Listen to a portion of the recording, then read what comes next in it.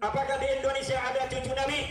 Di dunia ada cucu Nabi, tapi di Indonesia ini belum ada yang terbukti secara ilmiah bahwa dia adalah cucu dari baginda Nabi besar Muhammad sallallahu alaihi wasallam. Kalau ada acara, saya dimajuin, dikasih mic untuk ceramah.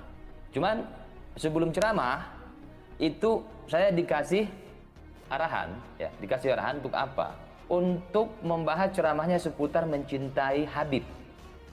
Supaya kalau didawiri nanti gampang. Tapi kalau dia mengaku cucu baginda Nabi, kemudian datang untuk memecah belah umat Islam, maka kita akan uji sampai mana kebenaran bahwa dia cucu Nabi.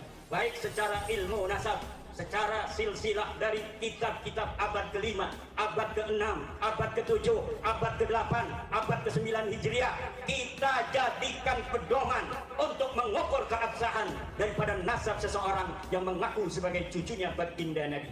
Kalau secara silsilah dari kitab-kitab yang terpercaya, dia terkonfirmasi sebagai cucu baginda Nabi, baru kita percaya dia sebagai cucu baginda Nabi. Apalagi kalau berani tes DNA seperti keturunan daripada Syekh Abdul Qadir Al-Jilani. Makanya saya bolak-balik bilang kepada pemerintah, tangkap itu Habib Rizik, selesai.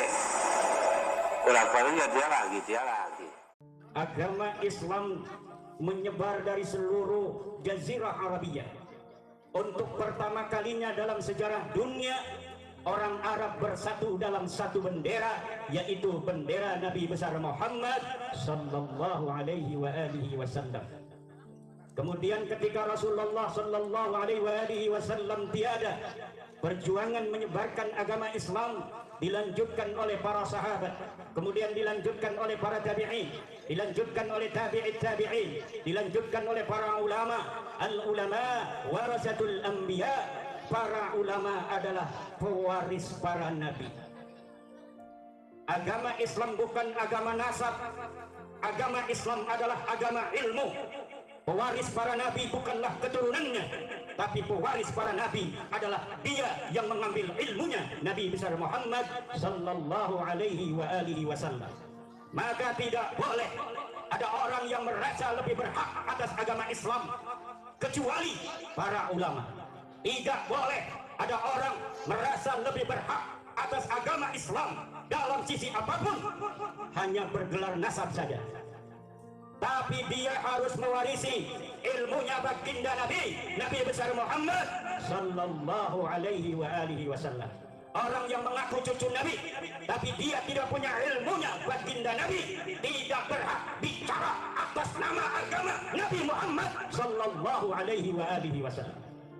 Yang berhak bicara tentang agama Islam adalah pewarisnya baginda Nabi, yaitu para ulama, para kiai, orang-orang yang mengambil dari baginda Nabi mustika ilmunya baginda Nabi, jailan an jailin, khalafan an khalafin, dari satu generasi ke generasi yang lainnya, dari satu guru ke guru yang lainnya. Selain para ulama, tidak boleh ada orang yang berbicara tentang Islam tanpa dia punya ilmu baginda Nabi besar Muhammad sallallahu alaihi wasallam.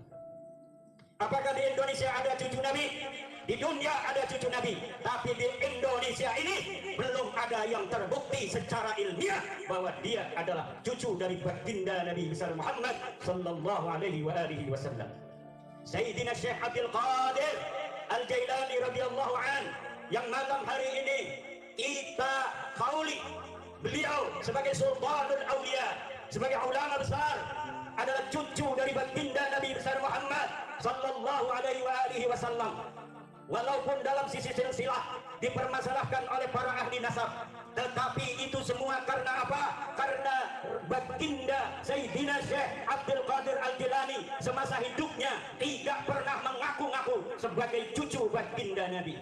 Kemudian ketika beliau wafat, maka anak cucunya menulis nasab yang diketahui daripada kakeknya ini dan diragukan oleh ahli nasab. Tetapi hari ini, beberapa bulan yang lalu, cucu-cucu beliau yang ada di Syria sudah mengadakan tes DNA, uji DNA yang menyatakan bahwa betul terkonfirmasi secara ilmiah bahwa keturunan daripada Sayyidina Syekh Abdul Qadir Al-Jilani radhiyallahu anhu wa quddisa sirruh adalah cucu dari baginda Nabi besar Muhammad sallallahu alaihi wa alihi wasallam. Maka siapa saja yang mengaku sebagai cucu baginda Nabi ingin dipercaya, silahkan adakan tes DNA dan kita akan percaya kalau DNA-nya sesuai dengan DNA orang Arab, sesuai dengan DNA Bani Hashim, sesuai dengan DNA daripada Bani Abi Talib, ayah daripada Sayyidina Ali karramallahu wajhah. Karena apa? Saudara-saudara, hari-hari ini banyak orang yang mengaku-ngaku sebagai cucunya baginda Nabi besar Muhammad, kemudian mereka datang untuk memecah belah umat. Ini sudah sampai kepada titik yang sangat mengkhawatirkan. Ulama selama ini diam. Kenapa? Karena selama ini belum ada indikasi umat Islam terbelah. Kalau dia ngaku cucu Nabi untuk mempersatukan Islam, urusan ngakunya pada cucu Nabi itu urusan dia dengan Allah. Tetapi mempersatukannya itu ada nilai manfaatnya.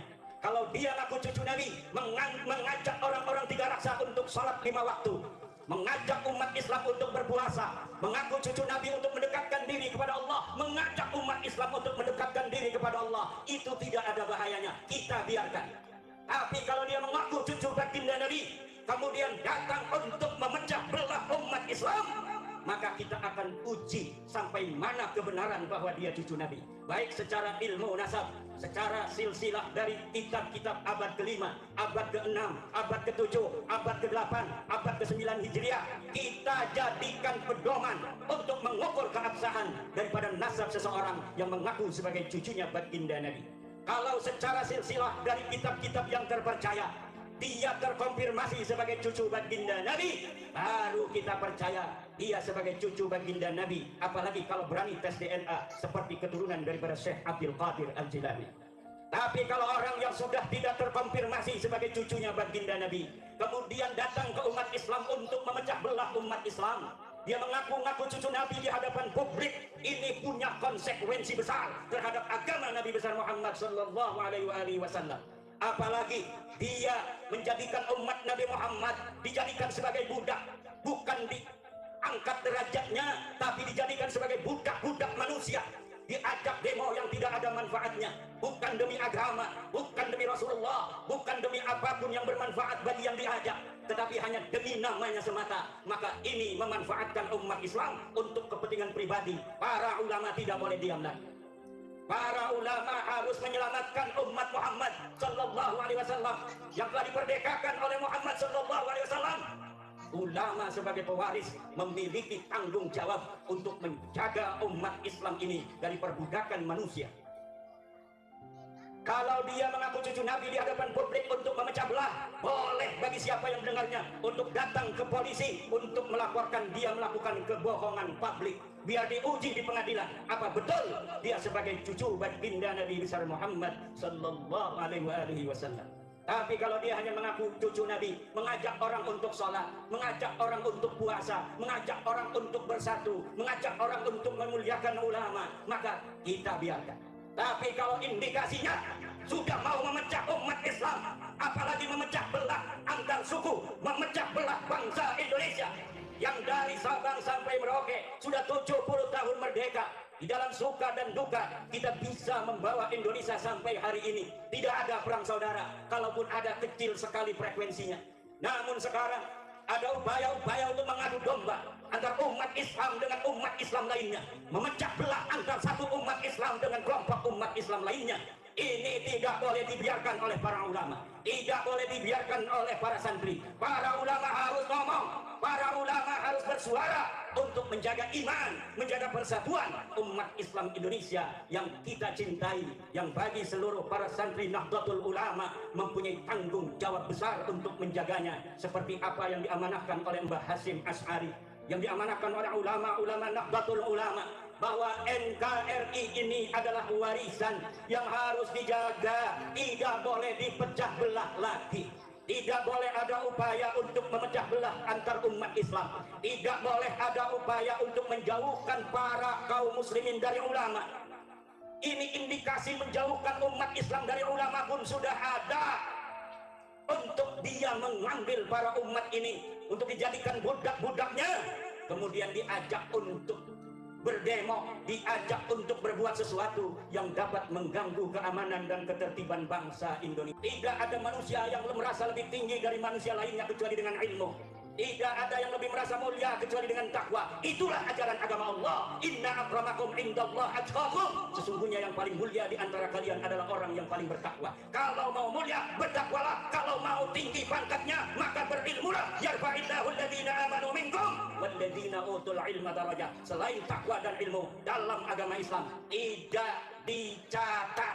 Kalau dia pengen mulia, bertakwalah. Kalau dia sholat, kalau dia puasa, amar ma'ruf nahi mungkar, maka dia akan menjadi orang yang mulia. Bukan karena nasabnya, tapi karena takwanya. Tinggi pangkatnya bukan karena nasabnya, tetapi karena ilmunya. Ini yang harus diajarkan kepada umat Islam seluruh Indonesia. Anak-anak kita tidak boleh belum apa-apa sudah pesimis karena banyak ajaran-ajaran nasab. Semuanya bicara nasab. Kalau mau ngomong nasab, tuh Ketua PCNU Kabupaten Tangerang, cucu Sultan Maulana Hasanuddin Kiai Encep Subandi. Pernah nggak kalian mendengarkan? Anda dengarkan kalian bahwa Kiai Encep mengaku-ngaku di hadapan publik bahwa dia cucu daripada Sultan Hasanuddin. Mungkin orang Tiga Raksa aja nggak ada yang tahu. Kenapa?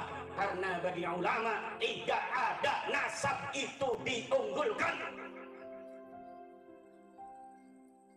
Bahkan dia tawaduk, penuh dengan takdim kepada umat, penuh takdim kasih sayang kepada umat.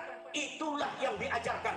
Bukan belum apa-apa bicara nasab, bukan belum apa-apa orang harus hormati saya karena saya cucunya raja, karena saya cucunya raja, karena saya turunannya baginda. Tidak boleh ada yang demikian lagi di negara Republik Indonesia. Selain tidak ada ajaran Islamnya, tidak sesuai dengan Pancasila, sila kedua, kemanusiaan yang adil dan beradab.